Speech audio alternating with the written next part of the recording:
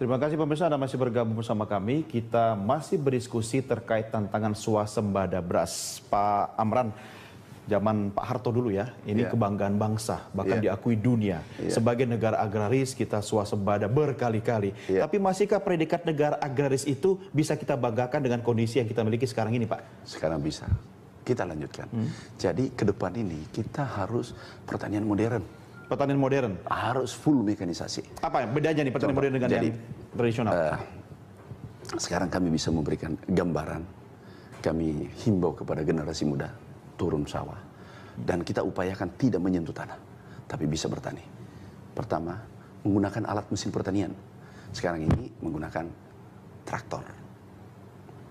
Kemudian menggunakan tanam, ada transplanter. Ini jadi petani tapi nggak nyentuh tanah, Pak? Iya, jadi bayangan saya jadi petani itu. Jadi gini, sekarang ada alat panen, combine harvester. Ini kan di atas mobil ini, tidak sentuh tanah kan. Bisa nelpon temannya sambil dia panen. Sekarang kan sudah ada, mulai tanam, pakai traktor, kan tidak nyentuh tanah juga. Combine harvester ke depannya. Dan ingat, ini bisa menghemat biaya 40-50%. Tanam yang biasanya 2 juta, ini bisa 1 juta sekarang. Dengan menggunakan transplanter. Artinya Anda harus masuk dong ke kalangan generasi muda, baik itu lewat institusi pendidikan, untuk membuat ini sebagai satu daya tarik, Pak. Petani kita kan sekarang, Pak, punya anak, anaknya malah pengen kerja jadi bangkir gitu kan, atau jadi pindah ke ibu kota untuk bekerja yang lain. Ini kan makin habis, Pak, petani-petani. Ini mindset harus dirubah. Sekarang sudah kami mulai. Betul. Sekarang ada 8.500 mahasiswa turun sawah sekarang. Sebagai? Dia pendamping. Apakah mereka akan jadi petani juga nanti atau? Insya Allah. Dia akan turun ke sawah. Ada itu, Pak, 8.500? Sekarang 8.500 pendampingan. Ini mahasiswa yang masuk dalam pertanian modern yang Anda katakan tadi? Iya, ikut sekarang. Oke. Ini tahun, ada 8.500. Menarik, ikut. Pak Menteri. Kita juga akan mengundang partisipasi pemirsa untuk bisa berdiskusi bersama kita melalui sambungan telepon. Pemirsa, silakan Anda menghubungi melalui nomor telepon interaktif yang kami tayangkan di layar televisi Anda. Sudah bergabung bersama kita, pemirsa, Pak Erik dari Kota Bandung, Paris Van Java. Selamat malam, Pak Erik. Iya, selamat malam, Berita Satu. Iya, apa kabar, Pak Erik? Damang, damang. Silahkan Pak Erik, ada pertanyaan atau komentar ke Pak Menteri? Oh iya nih, selamat malam Pak Menteri Pertanian. Selamat malam Pak, gimana kabar? Aduh, senang sekali saya bisa bergabung. Ini Pak, masalah perut ini, masalah pangan ini Pak. Saya kebetulan agak concern mengenai bahwa kita itu ingin menuju swasembada pangan, terutama beras, yang dicanangkan sama Bapak Presiden Jokowi ketika awal terpilih. Ini untuk merealisasikan ini kan bukan hanya sekedar mencetak sawah, Pak. Kebetulan tadi saya sempat mengikuti dialog ini yang sampai pertanyaan terakhir itu bahwa katanya memang sulit untuk ketersediaan sumber daya manusia di bidang pertanian, terutama yang ingin turun ke sawah. Generasinya ini sudah lewat, Pak. Apakah tidak mungkin pemerintah memberikan semacam proteksi kepada profesi petani, terutama petani sawah? Artinya apakah mereka bisa dibiayai dengan subsidi seperti yang kartu-kartu, sekarang modelnya kartu nih Pak, subsidi bentuk kartu.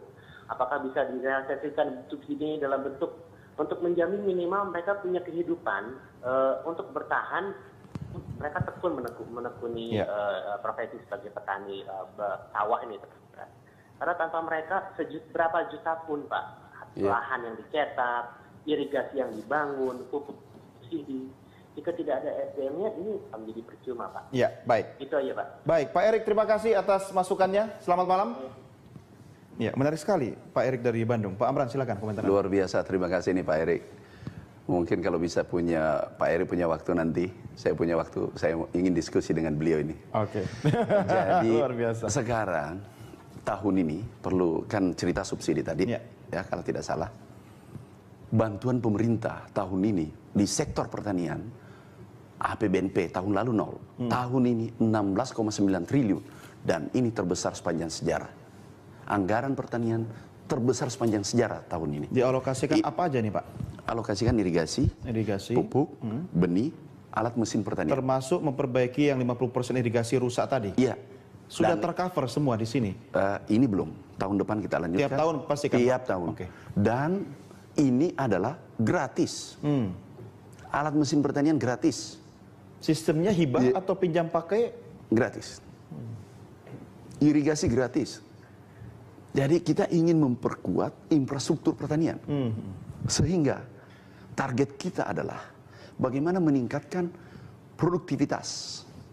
Karena air tersedia, pupuk tersedia, benih unggul tersedia. Bagaimana meningkatkan produktivitas dan indeks pertanaman. Kalau ada seperti itu Pak Menteri, orang jadi tertarik Pak, interest Pak. Oh, iya. Karena ada keberpihakan dari pemerintah. Iya. Disinilah negara ada. Ada sekarang. Sekarang ini terbesar, bantuan terbesar. Traktor aja. Alsintan. Ya. Alsintan sampai hari ini 30.000.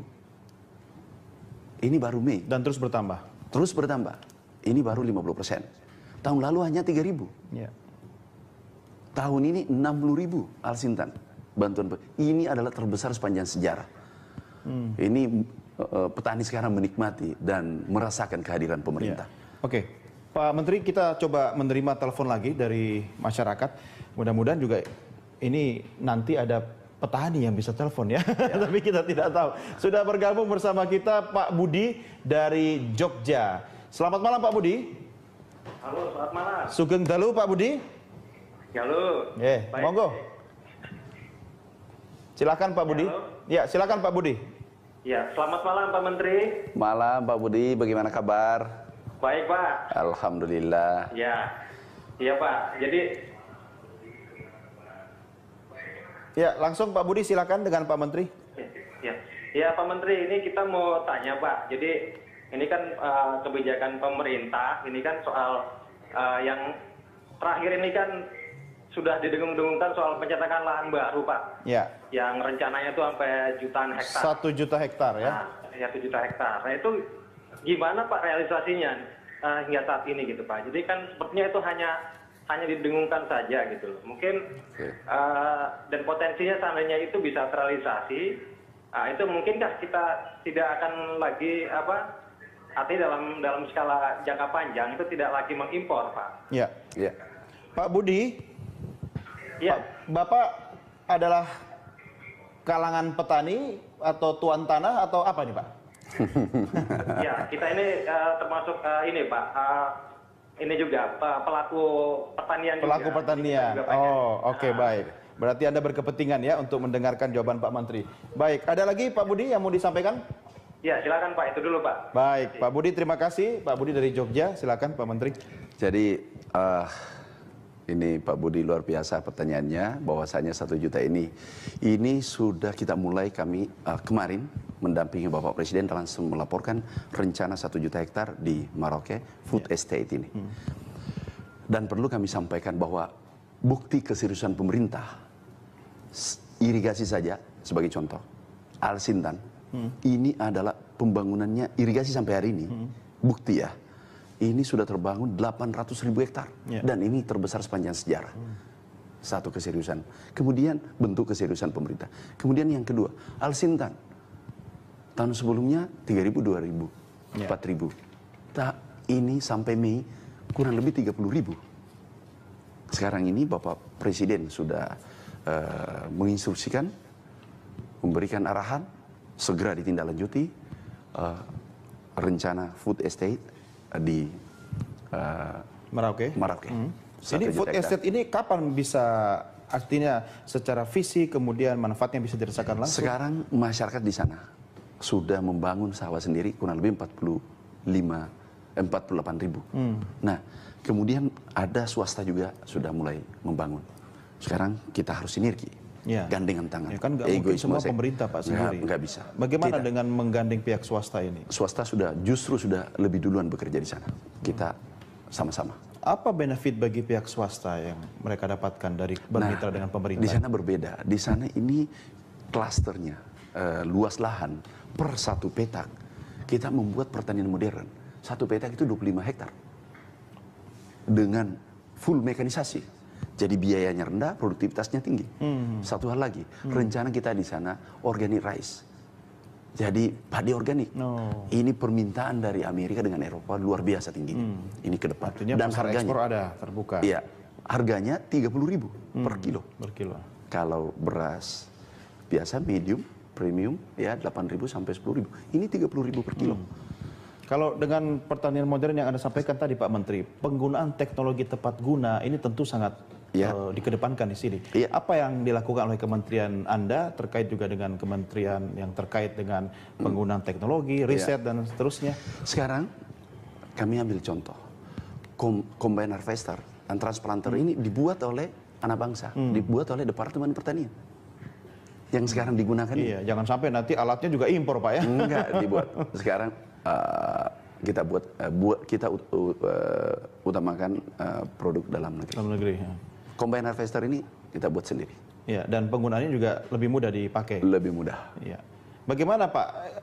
Bagaimana mensikapi kondisi ketika sekarang petani sudah mulai beralih menjadi buruh tani?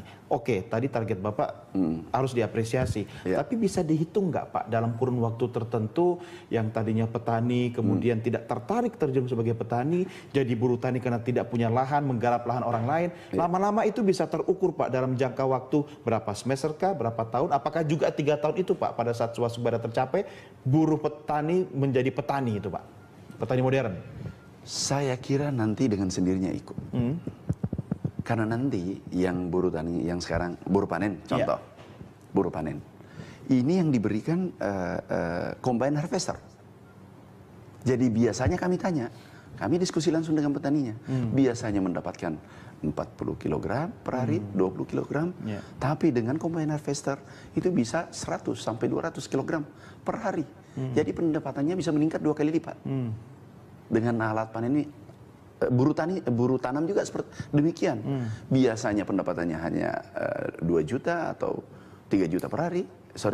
Dengan satu grup ya, satu kelompok ya. Satu kelompok. Itu mungkin 25 orang. Jadi palingan 100.000, 50.000 bersih satu orang. Tapi ini bisa meningkat 30-40%. Karena dia menggunakan transplanter, alat tanam yang dibuat oleh Departemen Pertanian. Ya, koperasi masih berperan nggak di sini? Iya, harus ikut. Namanya sinergi ya Pak ya, jadi harus sinergi. Semua stakeholder harus hand in hand, harus turun ke sawah. Oke, baik. Pak Menteri, kita break dulu Pak, kita lanjutkan perbincangan kita di segmen berikutnya. Pemirsa, kami segera kembali sesaat lagi, tetap bersama.